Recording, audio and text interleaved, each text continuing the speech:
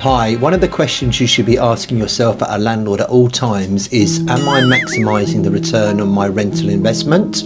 During the COVID period, we saw a crash in rents and landlords had to prioritise getting a tenant in the property over the rent.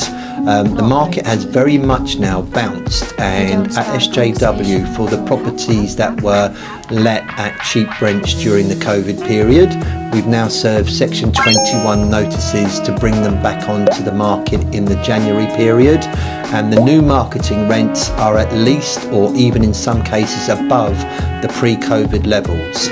So you need to be proactive, serving Section 21 notices, moving out the tenants who are currently enjoying cheap rentals at your expense, and this is how you maximise your return going forward year in, year out.